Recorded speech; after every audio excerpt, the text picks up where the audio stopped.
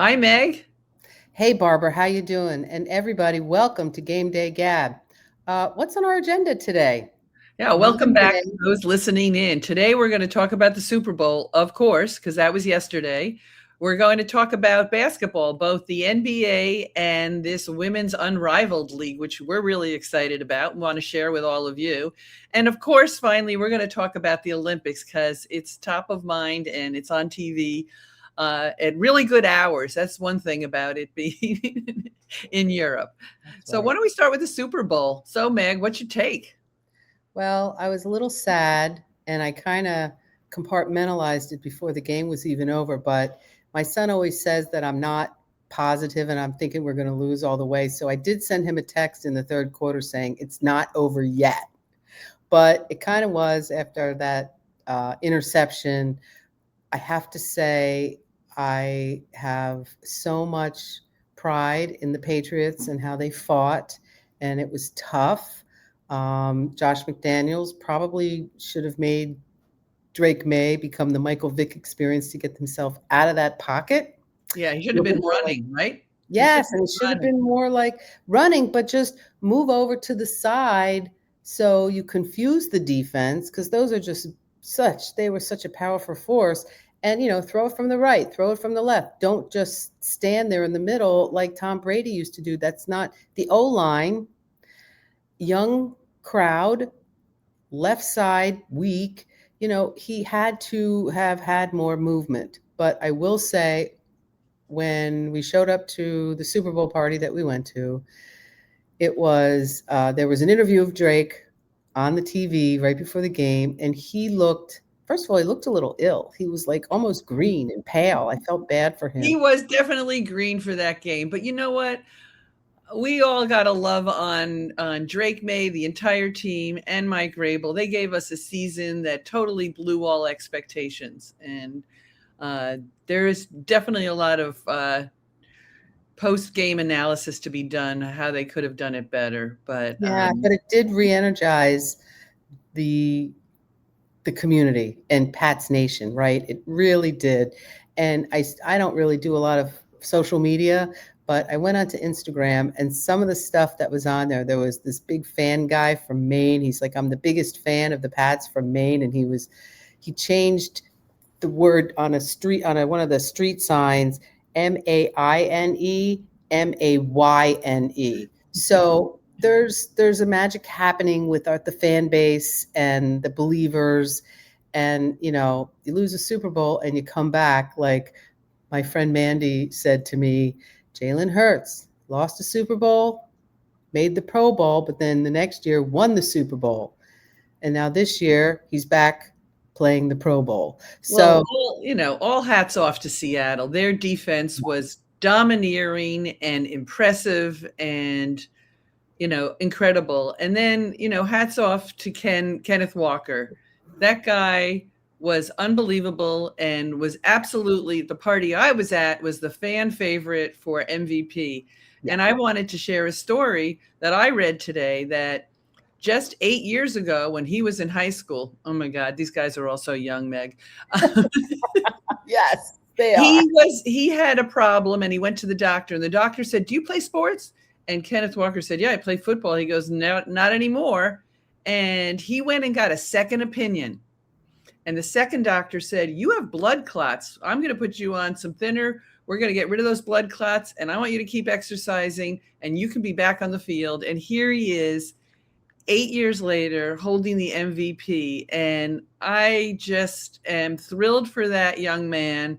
And even though we're diehard Pats fans, we do respect the sport and the game and Yeah, those who get out on the field and play it. yeah, and I'd give Sam Darnold like a 5.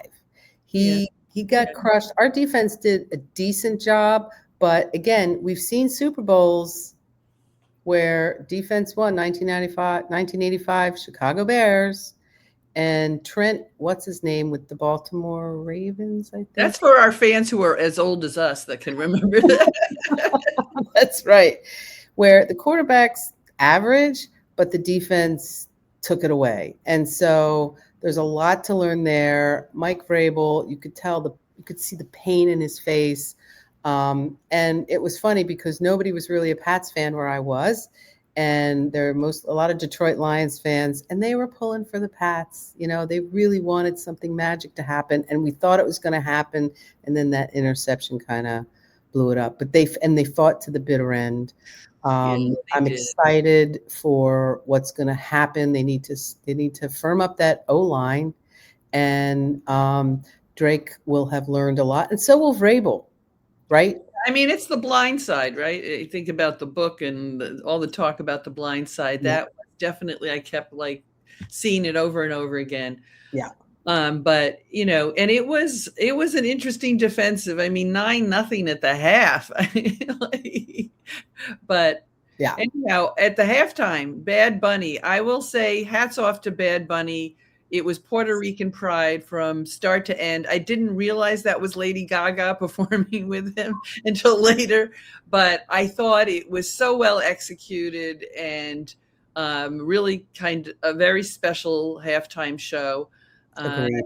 and it energized a lot of people. So So my brother put the closed captioning on, and one of our dear friends who was with us speaks Spanish fluently. So she was giving us what the words were because a lot of us don't speak right. Spanish.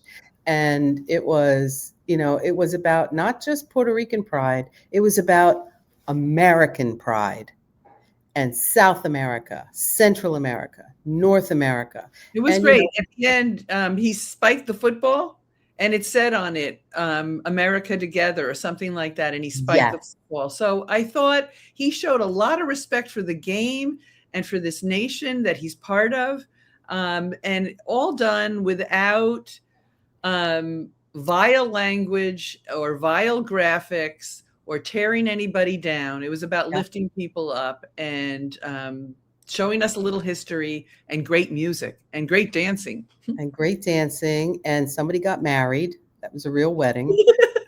I mean, That, come on. Who wouldn't want to get married at the Super Bowl?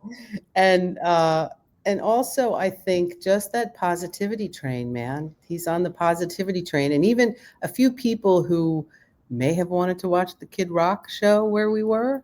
Um, One of the older folks who was in the room said, "You know what? I really like a man who wears a nice suit."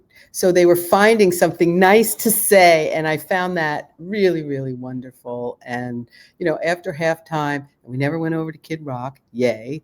And it was just a feel good moment. The joy.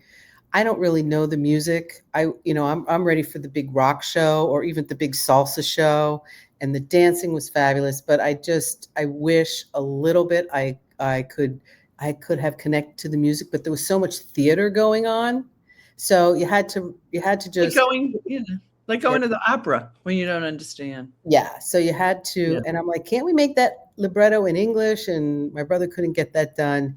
Some people got it done on their TVs, but we didn't. So it was Anyhow, still super entertaining and a nice respite from the drama that was happening on the field. right. So that with that, our football season ends, and we're sad because we love football season. Yeah. Now we're going into basketball. We're going to talk a Woohoo. little about the pro games on today's show, but come back to a future broadcast. We will absolutely be talking March Madness. But right Yeah. now, I'm all in on the Celtics. And Yeah. in the trade, we bolstered our center position, getting Vucevic from Chicago.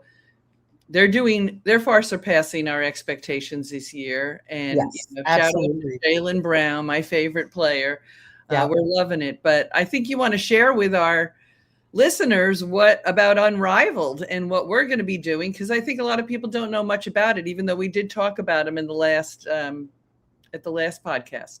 Sure. So Unrivaled is a 3-on-3 tournament that is happening through mid-March when the championships will take place. And I'm finding a trend where the Laces are in first place, 8-2, Phantom 7-3, and Mist. But when you go down to the individual leaders in scoring, defense, all that, those players are not in the top three teams. No, that I no, that's what's been really interesting. So, just for our listeners, Unrivaled was started by two WNBA players, but here's the New England hook for us. They met when they were playing at UConn under, on the best women's basketball, system in the country. yes. And so Brianna Stewart and Nafisha Collar, and they decided that women who don't make enough playing in the WNBA, they go overseas to play. Let's have a league here in the United States. And they started only last year. This is their second season. It's really exciting. If you haven't tuned in, I really urge you over the next few weekends. And they play in Miami, but they decided to go to one of America's best sports towns, Megstown, Philadelphia. Yeah. And they sold out 2 days in a row, 21,000 seats. And they had Wanda Sykes and Robin Roberts and even Jason and Kelsey and his wife. Yeah. Right. Kylie. So it's an exciting, but we're going to take a little bit of that in. Yes. So very exciting. This Wednesday, February 11th, we are going to be in Miami and we're going to witness the first of three, I'm going to call them shows, first of three of the one-on-one tournaments. So Wednesday is the opening night of the one-on-one. And so everybody who's in the league will play a match. And then on Friday the 13th, there will be those who have won the most or those who won, I would call it a semifinal. And then the 14th, which is Saturday, Valentine's Day, and that will be the finals. And then there will be a winner, and it's like a $200,000 purse for the winner. Yeah, they really raised some good, serious money with investors. I think Serena Williams is now invested in Unrivaled. Yeah. And so has Steph Curry. So it's really, they've both been able to boost the pool, and it's very exciting. And we're going to be there, and we're going to try and do a podcast from there. So stay tuned. We'll see if we can. See. It might be 5 minutes. Get the technology to work. But might be 5 minutes, might be 10 minutes. But our special friend Mandy, who's going to join us, who's been my muse on Unrivaled, she follows the Phoenix Mercury. And she knows a lot more of the names and everything else. She's coming. She said to me, we can just go up to anybody and they'll be on our podcast. I'm like, okay, well, give it a whirl. Who knows what's going to happen? See. But we're going to get there early and we're going to see what happens. And we're going to see who wants to chat with us, if anybody. If not, we'll probably, we'll try to do at least 5 to 10 minutes recorded. My son said, you're not ready to go live yet, Mom. I'm like, yeah, I don't think we are either.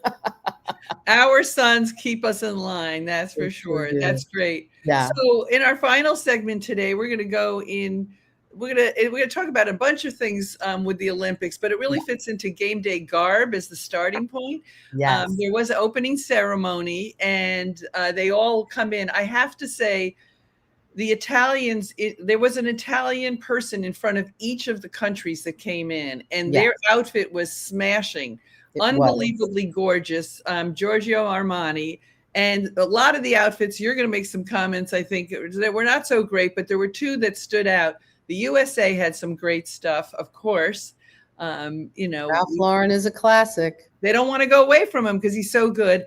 Yeah. And if you haven't seen it, I urge everyone to go online. Haiti sent, I think, 3 athletes to the Winter Olympics, but they have this young woman, Stella John, who's Italian Haitian, and she did these unbelievable outfits that include a painting of, the founder of Haiti from 1804, Toussaint Louverture, and it's just gorgeous, and I think brings in a whole new young spirit. But some of them were a little funky, right, Meg? They were kind of funky, and I'm not the biggest fan of Lululemon because it just came on the scene and everybody had to have it. I'm like, I'm not spending $100 or $150 on a pair of tights. I do own one thing Lululemon, and I do like it, but it's just not for me. So our friends to the north, Canada, who I love, my mother has Canadian roots, but I felt like those outfits looked like they were from Dr. Zhivago or something like that, or that they were about to enter the Hunger Games. Whole vest of the leaf with the brown and the not so, and that whatever that red color was, Not my favorite thing. And then there was like a skirt underneath or something. It just was over the top. And when I think about the winter white, I mean, I'm a big fan of winter white, and the the Ralph Lauren, our winter white coats over the U.S. garb Yeah, the red, white, and blue. was It's really great. just stunning and tasteful. And with those American athletes, it's been a little tough for them representing the U.S. when we're having so much tumult. But they raised the flag high. And of course, our pal, Erin Jackson, the speed skater, she got to carry the flag. And, she was loud and proud, which was really great. Well, I want to give So, a shout out. I mean, we got to talk about some of the games. yeah. I just found out that in the women's hockey, we had talked about it last time because there is a black player. She plays for University of Wisconsin, and First it's time. exciting. But there is a female official at the women's hockey, and she's from Smithfield, Rhode Island.